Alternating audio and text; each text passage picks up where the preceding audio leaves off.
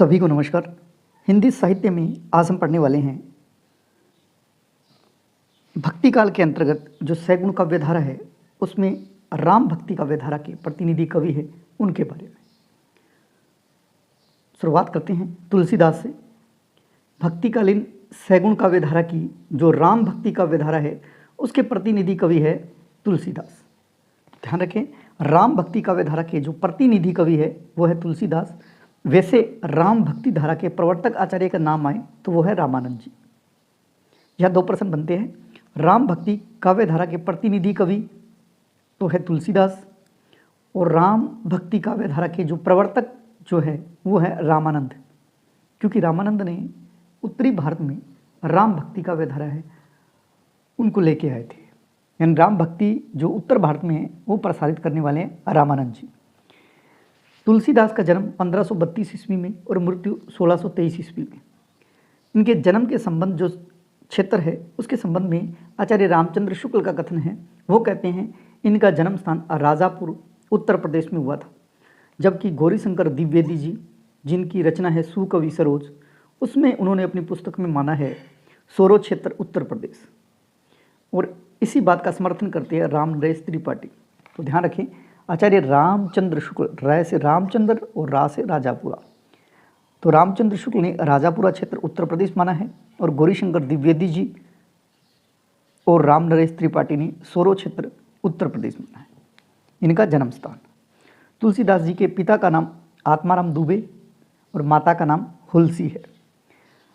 अब हुलसी से संबंधित कथन एक पद मिला है जिससे पता चलता है कि इनकी माता का नाम हुलसी है। एक इनका खुद का पद लिखा हुआ है और साथ में उसी पद को आगे रहीम ने पूरा किया है। तो देखिए, सूरती नरती है नागपति सब चाहती असी कोय, गोद लिए हुलसी तुलसी सो सूत होए। ये जो पंक्तियां हैं दो, उसमें जो पहली पंक्ति है ये तुलसीदास ने खुद लिखी है और दूसरी जो पंक्ति है गोद लिए हुलसी तुलसी सो सूत होए, ये रहीम की पंक्ति है। तो आपको ये भी याद रखना है, कई बार ये लाइन आ जाती है, इस लाइन में पूछा जाता है कि पहली जो पंक्ति है वो किन की लिखी हुई है। सूरती नरती है नागती है सब चाहती असी कोय, ये तो लिखा हुआ है तुलसीदास का, और इसी लाइन को पूरा किया है गोद लिए हुलसी तुलसी सुसूत हुई, ये रहीम की रचना है। एक जनश्रुति के अनुसार गोसाई चरित्र जो एक रचना है उसमें लिखा हुआ है कि तुलसी जब पैदा हुए थे तब 5 वर्ष के बालक के समान थे, यानी इनका शरीर है वो बहुत बड़ा था और उनके पूरे दांत भी थे। कहते हैं कि जब ये पैदा हुए थे उनके 32 के 32 दांत थे। वो रोए भी नहीं थे, केवल राम शब्द है वो उनके मुंह से सुनाई पड़ा था, ऐसा जनश्रुति के अनुसार है और गोसाई चरित्र में भी लिखा हुआ है। जब वो 5 वर्ष के थे तब तक उनकी दासी मुनिया ने इनका लालन पालन किया और बाद में मुनिया का देहांत हो गया, क्योंकि बचपन में उनकी माता है हुलसी, वो 5वें 8वें दिन परलोक सिधार गए थे। उसके बाद में इसका जो तुलसीदास का लालन पालन है वो मुनिया दासी ने किया था। बाद में 5 वर्ष की अवस्था तक मुनिया ने किया, लेकिन मुनिया का भी देहांत हो गया था। बाद में इनके गुरु बने नरहरिदास, तो नाम आता है इनके गुरु का, तो गुरु का नाम है नरहरिदास, ने अपने पास रखा और शिक्षा दी और राम कथा सुनाई। तो राम के बारे में और राम कथा सुनाई और राम के बारे में जो गुणगान है वो उन्होंने नरहरिदास से प्राप्त किया था। गुरु नरहरिदास ने इनका नाम है और राम बोला से बदलकर तुलसी रखा, क्योंकि बचपन में तुलसीदास का जो नाम है वो था राम बोला। राम बोला नाम से बदलकर ये राम बोला नाम बदलकर तुलसी किसने रखा? तुलसीदास। ये रखने वाले थे नरहरिदास। इनके गुरु का नाम है नरहरिदास। नरहरिदास ने तुलसीदास का बचपन का नाम राम बोला था, ये बदलकर तुलसी रखा। इसके बाद में इनके गुरु का एक और नाम आता है शेष सनातन, ये इनके दूसरे गुरु है शेष सनातन। कई बार ऐसा आता है कि वेद वेदांग दर्शन और इतिहास और पुराण, इनकी शिक्षा किससे प्राप्त की थी? तो ये जो शिक्षा है वो शेष सनातन से प्राप्त की थी। वैसे इनके गुरु का नाम नरहरिदास है, लेकिन जब नरहरिदास गुरु तुलसीदास को काशी साथ लेकर गए थे तब शेष सनातन ने इनकी प्रतिभा पर मुग्ध होकर उन्हें अपना शिष्य बना लिया और उन्हें वेद वेदांग दर्शन इतिहास पुराण इनकी शिक्षा दी थी। तो ध्यान रखें, वैसे तुलसीदास के गुरु का नाम है नरहरिदास, लेकिन नरहरिदास के बाद में वेद वेदांग दर्शन इतिहास पुराण की शिक्षा काशी में दी। ये किसने दी? तो ये है शेष सनातन ने। 15 वर्ष तक काशी में रहने के बाद ये राजापुर आए।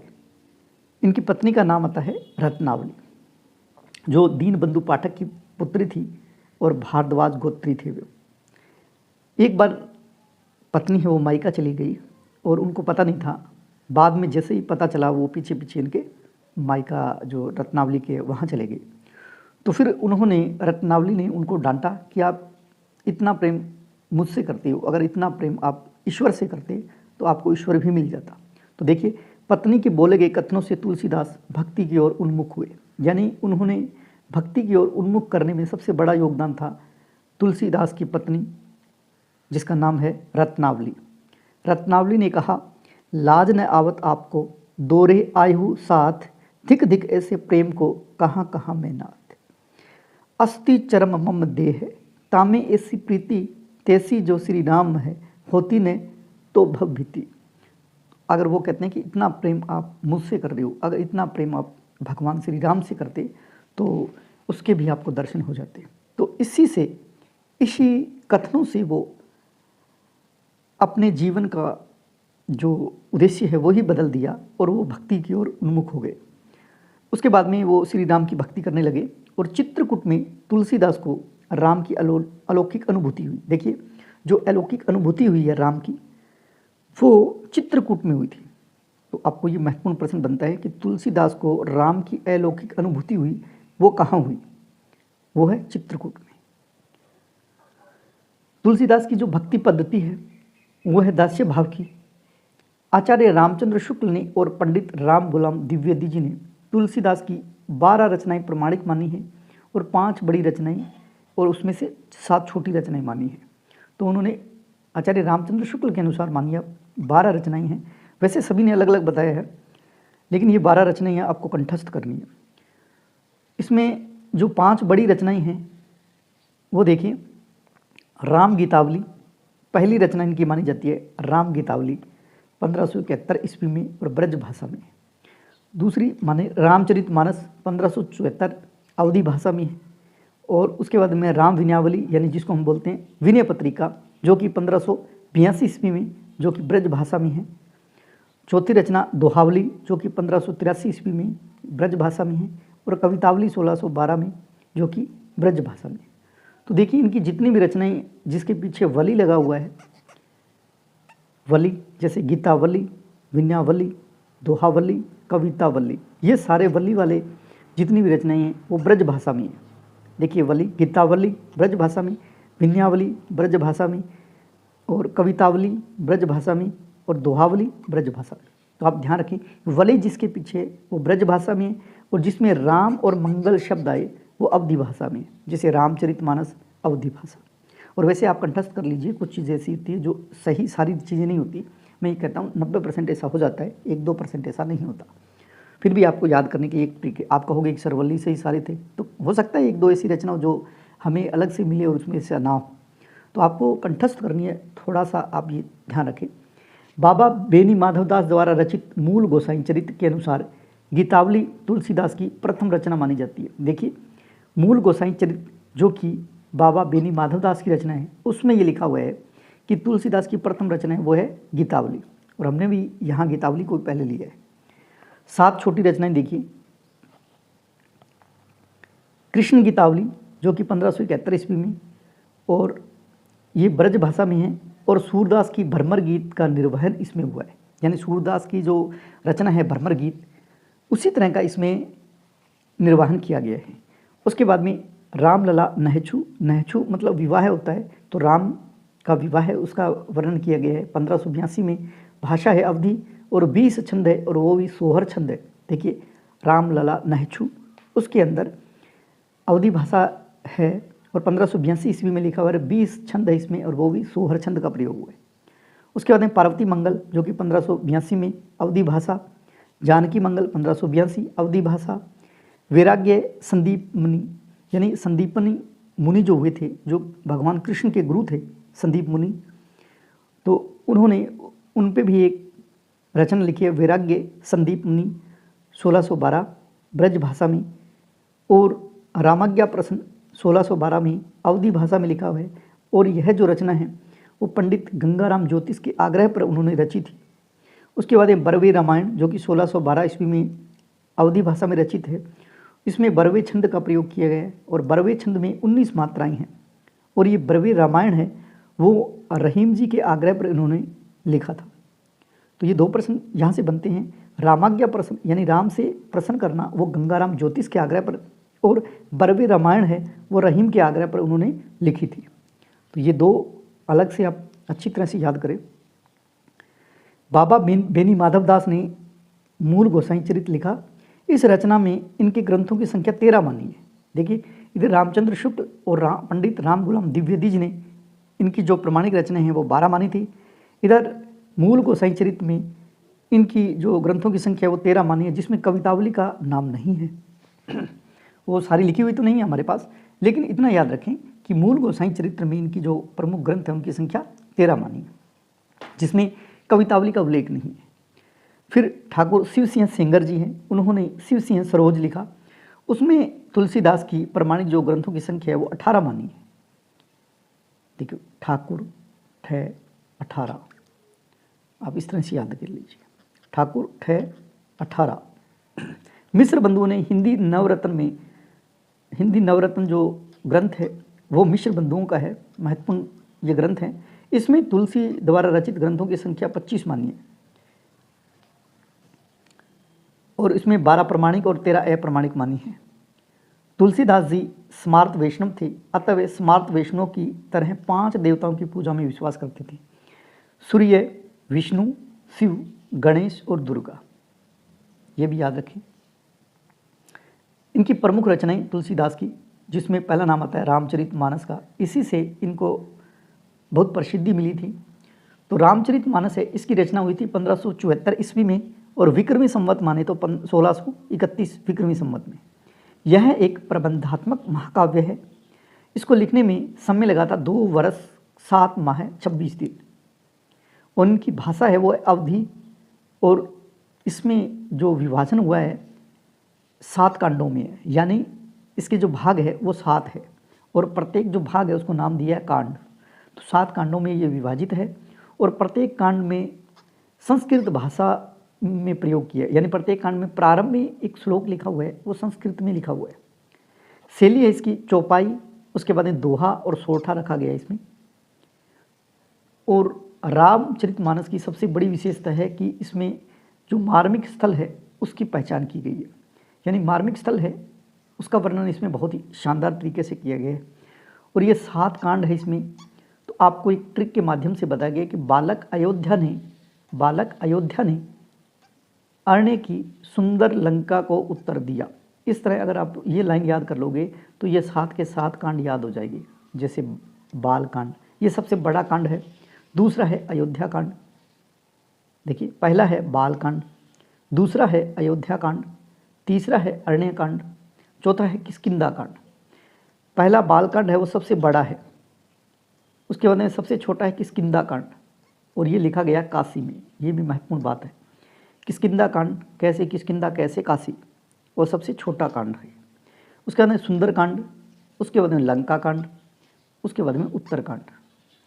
तो ये भी याद रखें आप कि जो 7 कांड है वो क्रम से आने चाहिए आपको, और क्रम लगाना भी आ सकता है। उसके बाद में ऐसा भी आ सकता है कि सबसे बड़ा कांड कौन सा है, सबसे छोटा कांड कौन सा है, और किस कांड को रामचरितमानस का हृदय स्थल भी कहा जाता है।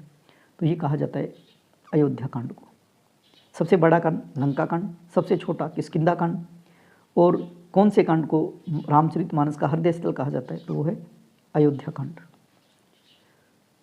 ट्रिक थी बालक यानी कि बालकांड, अयोध्या ने यानी अयोध्या कांड, अरण्य की यानी अरण्य कांड, सुंदर मतलब सुंदरकांड, की किष्किंधा कांड, उसके बाद में सुंदर से सुंदरकांड, की लंका को यानी लंका कांड, और उत्तर दिया उत्तर से उत्तरकांड।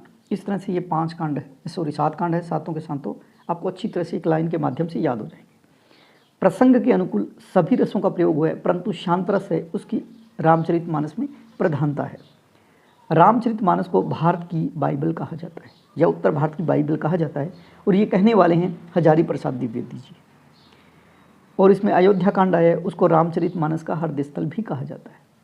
तो महत्वपूर्ण जो बातें थी रामचरितमानस से, कि रामचरितमानस का जो रचना काल है वह 1574, समय लगा था 2 वर्ष 7 माह 26 दिन, भाषा इसकी अवधि और 7 कांडों में विभाजित है और शैली है चौपाई, दोहा, सोरठा। और ये 7 कांड याद करने के लिए आपको एक ट्रिक याद करनी है। बालक अयोध्या ने अरण्य की सुंदर लंका को उत्तर दिया, तो ये सातों के सातों कांड याद हो जाएंगे। और इसमें सबसे बड़ा कांड बालकांड, सबसे छोटा कांड किष्किंधा कांड, और सबसे जो ऐसा कांड जिसमें इसे कहा जाता है कि रामचरितमानस का ये हृदय स्थल है, तो वो है अयोध्या कांड। और इसे रामचरितमानस को भारत की, उत्तर भारत की बाइबल कहा जाता है, और ये कहने वाले हैं हजारी प्रसाद द्विवेदी। इसके बाद में इनकी महत्वपूर्ण रचना विनय पत्रिका, जो कि 1582 ईस्वी में लिखी गई। कुल पद है इसमें 279 और भाषा है ब्रज और शैली है गीति शैली।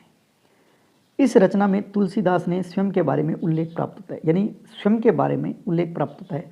कुछ इतिहासकार कहते हैं कि अगर राम को जानना है तो आप रामचरितमानस पढ़ें, क्योंकि राम की जो मर्यादाएं हैं, राम के जो आदर्श रूप है, उसको रामचरितमानस में बहुत ही अच्छी तरह से प्रसंग के अनुकूल बहुत ही शानदार तरीके से उन्होंने लिखा है। तो राम को जानना है तो आप रामचरितमानस पढ़ें, और अगर स्वयं तुलसीदास को जानना है तो विनय पत्रिका पढ़ें।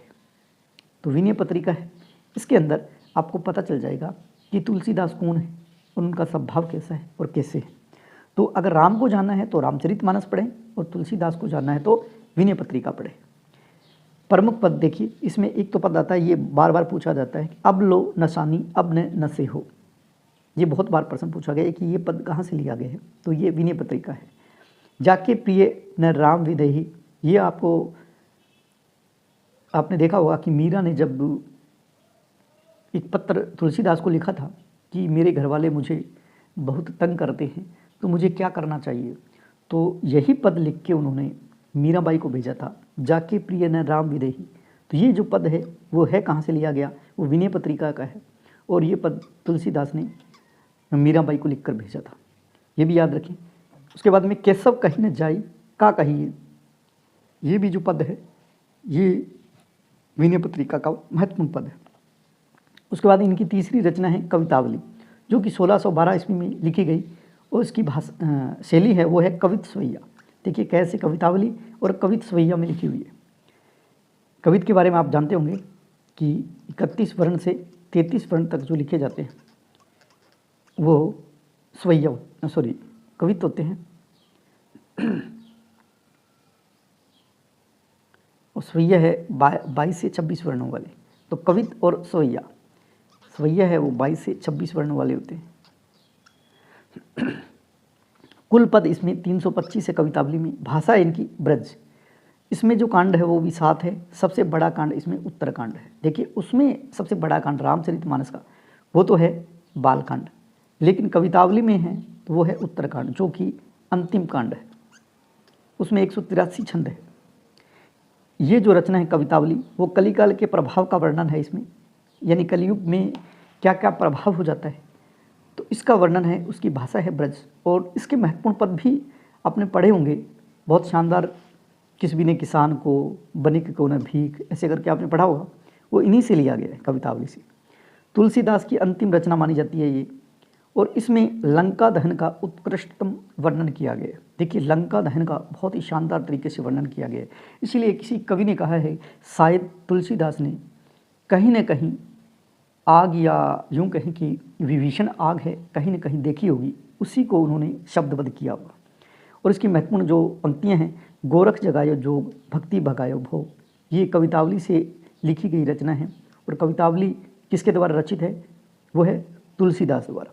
तो ऐसे लगता है जैसे ये गोरखनाथ की रचना है, गोरख जगायो जोग भक्ति भगायो लोग। तो ये गोरख की नहीं है, ये तुलसीदास की रचना है, और तुलसीदास ने कवितावली में ऐसे लिखा था। तो ये भी प्रश्न नेट में बहुत बार पूछा गया है। राम का स्वरूप निहारती जानकी कंगन के नग परछाई में, यानी राम है उसका रूप निहार रही है जानकी यानी कि सीता, और कंगन के नग परछाई यानी कंगन यानी उनके हाथ में जो कंगन है उसके अंदर जो नग जड़े हुए हैं उसमें वो परछाई देखना चाहती है राम का, यानी राम का रूप निहार रही है। तो ये भी उन्होंने कवितावली से ये पद है वो लिया गया है। तुलसीदास के विभिन्न नाम हैं यानी तुलसीदास को अनेक विद्वानों ने अलग अलग नाम दिया। जैसे नाभादास ने भक्तमाल में इनको तुलसीदास को कहा है कि ये कलिकाल का वाल्मीकि है, यानी कलयुग का वाल्मीकि कहा है, और ये कहने वाले हैं नाभादास। उसके बाद मधुसूदन सरस्वती ने इन्हें आनंद वन का वृक्ष कहा है। देखो मधु मतलब होता है शहद, तो उससे आनंद ही आता है, मीठा लगता है ना, तो आनंद वन का वृक्ष मधुसूदन सरस्वती ने कहा। आचार्य रामचंद्र शुक्ल है, उन्होंने कहा ये जातीय कवि है, अनुप्रासों का बादशाह है। लाला भगवान दीन ने कहा है कि रूपकों का बादशाह है, रूपकों का बादशाह है, ऐसा कहने वाले लाला भगवान दीन। उदय भानु सिंह ने कहा है कि ये उत्प्रेक्षों का बादशाह है और भक्तमाल का सुमेरु है तुलसीदास, ये कहा है उदय भानु सिंह ने। और मुगल काल का सबसे बड़ा आदमी कहा है विंसेंट स्मिथ। आप ये मानिए मुगल काल जब हमारे यहाँ चल रहा था तो उस समय अंग्रेज़ थे, तो विंसेंट स्मिथ है, अंग्रेज़ है, उसने कहा था मुगल काल का सबसे बड़ा आदमी है स्मिथ, याद रह जाएगा। महात्मा बुद्ध के बाद दूसरा बड़ा लोकनायक है तुलसीदास, ऐसा कहने वाले हैं George Abraham Grierson. Mahatma Buddha के बाद दूसरा सबसे बड़ा लोकनायक है तुलसीदास, और ये कहने वाले हैं जॉर्ज अब्राहम ग्रियर्सन। अब देखिए अनेक विद्वानों ने तुलसीदास के बारे में कथन कहे हैं, तो प्रसिद्ध कथन देखते हैं। हजारी प्रसाद द्विवेदी जी ने कहा है कि जो तुलसीदास है वो अपरिमित धैर्य लेकर एक पुत्र पैदा हुआ, जिसने भारत में समन्वय की चेष्टा की। आपको ये याद रखना है, समन्वय की चेष्टा कहने वाले हैं आचार्य हजारी प्रसाद द्विवेदी, और ये कहने वाले किसके प्रति है, वो तुलसीदास के। अपरिमित धैर्य लेकर एक पुत्र पैदा हुआ, जिसने भारत में समन्वय की चेष्टा की। इनका काव्य जीवन की दो कोटियों को मिलाने वाला काव्य है, और ऐसा कहने वाले हैं हजारी प्रसाद द्विवेदी। उन्होंने कहा है कि इसमें समन्वय की भावना है, बस इतना याद रखें तुलसीदास के बारे में। दूसरा कथन आचार्य रामचंद्र शुक्ल ने कहा है कि हिंदी काव्य की सभी प्रकार की रचना शैली में, यानी हिंदी काव्य में सभी प्रकार की रचना शैली है, उसके ऊपर गोस्वामी जी ने अपना ऊंचा आसन स्थापित किया है। यानी किसी प्रकार की रचना शैली हो उसमें तुलसीदास की रचना है वो सबसे ऊपर है, ऐसा कहने वाले हैं रामचंद्र शुक्ल। डॉक्टर बच्चन ने कहा है कि राम भक्ति काव्य में तुलसी के बाहर जो कुछ भी है वह निस्तेज है और निष्प्रभ है। यानी जो सबसे अच्छा है वो सबसे बेस्ट है, और इसके अलावा जितने भी है वो निस्तेज हैं और निष्प्रभ है। तो ऐसा कहने वाले हैं डॉक्टर बच्चन सिंह तुलसीदास के बारे में। रामचरितमानस में तुलसी की करुणा समाजोन्मुखी है, विनय पत्रिका में वह आत्मोन्मुखी है, ऐसा कहने वाले हैं रामविलास शर्मा तुलसीदास के बारे में। भिखारीदास ने तुलसीदास के बारे में लिखा है कि तुलसी गंग दुओ भय सुकवियन के सरदार, इनके काव्यन में मिली भाषा विविध प्रकार। ये कहने वाले हैं भिखारीदास तुलसीदास के बारे में कि तुलसी गंग दुओ भय सुकवियन के सरदार, इनके काव्यन में मिली भाषा विविध प्रकार, और ये कहने वाले हैं भिखारीदास। इसके अलावा अयोध्या सिंह उपाध्याय का कथन है हरियोद का, उन्होंने लिखा है कविता करके तुलसी न लसे, कविता पालसी तुलसी की कला। ये बहुत बार प्रश्न पूछा गया है तुलसी के बारे में, ये किसने कहा, कविता करके तुलसी न लसे, कविता पालसी तुलसी की कला, और ये कहने वाली हैं अयोध्या सिंह उपाध्याय हरियोद। राम भक्ति धारा की अन्य कवि भी है जिनकी महत्वपूर्ण रचनाएं हैं, जैसे अग्रदास।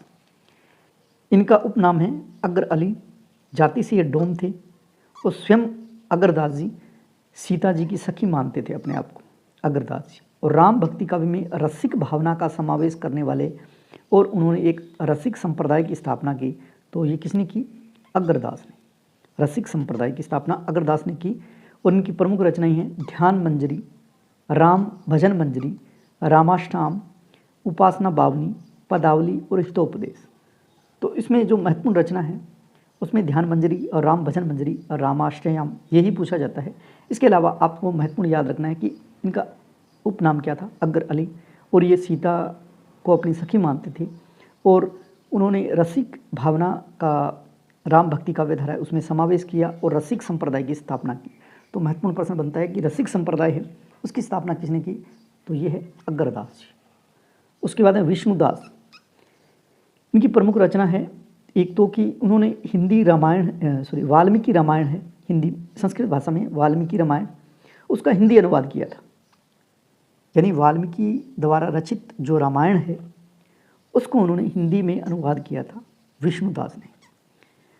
अब बात करें कि महाभारत है जो वेद व्यास ने लिखा था, इसका हिंदी अनुवाद किया था गोकुलनाथ गोपीनाथ ने। लेकिन जो वाल्मीकि रामायण है उसका अनुवाद हिंदी में किया था विष्णुदास ने।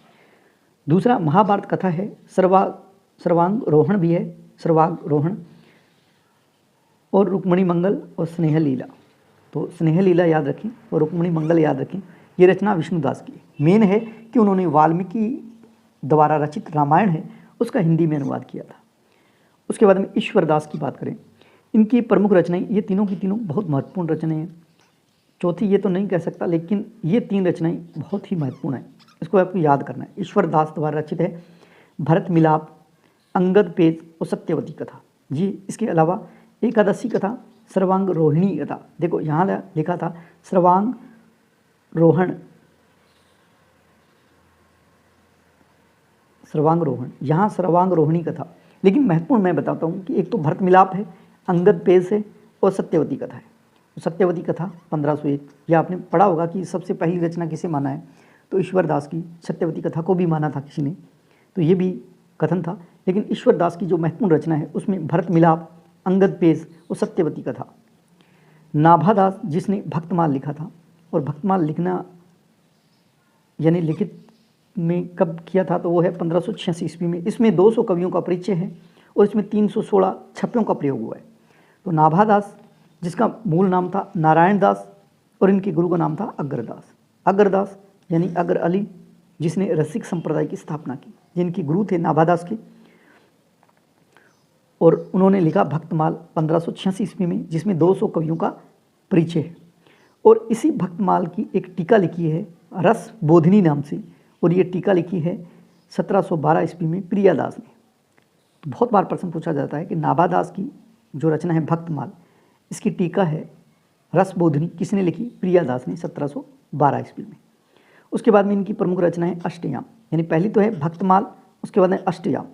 अष्टयाम 1603 ईस्वी में लिखा गया और यह श्रृंगार भक्ति अथवा रसिक भावना से प्रेरित है। रसिक भावना यानी कि रसिक संप्रदाय यानी कि अग्रदास, तो इन्हीं की भावना से ये जो अष्टयाम है उसकी रचना की गई है। उसके बाद में प्राणचंद चौहान ने लिखा रामायण महानाटक, जो कि 1610 ईस्वी में, उस समय जहांगीर का समय था भारत में, मुगल शासक जहांगीर। प्राणचंद चौहान नाटक रामायण महानाटक। तो ये प्रश्न पूछा जाता है कि रामायण महानाटक है वो किसका है, प्राणचंद चौहान का। हनुमान नाटक ये है हृदयराम का। देखिए रामायण महानाटक वो है प्राणचंद चौहान का और हृदयराम का है हनुमान नाटक। और हनुमान चरित्र यानी हनुमान का चरित्र है वो है रायमल पांडे का। लालदास जी ने लिखा अवध विलास, जो कि 1643, बहुत बार प्रश्न पूछा जाता है कि अवध विलास किसकी रचना है, लालदास की। इसका 8 विश्रामों में विभाजन किए गए, यानी 8 भाग है इसके, और इसमें सीता और राम की लीलाओं का वर्णन किया गया है। वैसे तो सभी में राम का ही वर्णन है। माधवदास चारण जिसने राम रासो लिखा, और दूसरा है अध्यात्म रामायण, जो कि माधवदास चारण की रचना है। तो ये जो रचनाएं हैं वो आपको मिलान करने में आती है। माधवदास चारण की रचना है राम रासो और अध्यात्म रामायण। रायमल पांडे ने लिखा हनुम चरित्र। नरहरि वापट ने लिखा पौरुष्य रामायण। नरहरि वापट की रचना है पौरुष्य रामायण। प्रियादास उन्होंने लिखा भक्तमाल की टीका, और भक्तमाल किसकी रचना है, नाभादास की, जिसमें 200 कवियों की उल्लेख मिलता है। भक्तमाल की टीका है, उसका नाम है रस बोधनी, और ये लिखा था 1712 ईस्वी में, किसने, प्रियादास ने। उसके बाद बेनी माधवदास की रचना है मूल गोसाई चरित्र। इसमें हमने पढ़ा था रामचरित मानस के बारे में, और या यूँ कहे कि कवितावली है, उसका उल्लेख भी नहीं है इसमें। उसमें 13 जो प्रमाणिक रचनाएं मानी थी। भगवंत राय खिंची उन्होंने लिखा हनुमत 25 जो रचना है वो किसकी है, भगवंत राय खिंची की। उसके बाद में महत्वपूर्ण रचना है कैकेयी महाकाव्य। महत्वपूर्ण कैकेयी महाकाव्य, जो कि चंद्रिका प्रसाद दीक्षित ने लिखा था। चंद्रिका प्रसाद दीक्षित की महत्वपूर्ण रचना है कैकेयी, जो कि एक महाकाव्य है। इस तरह से हमने राम भक्ति काव्य धारा से संबंधित महत्वपूर्ण जो रचनाएं हैं और रचनाओं के बारे में पढ़ा। उम्मीद करता हूँ ये जो वीडियो है आपके लिए लाभदायक सिद्ध हो। अगर आपको ये वीडियो अच्छा लगे तो लाइक कीजिए, कमेंट कीजिए और शेयर करना न भूलें। जय हिंद, जय भारत।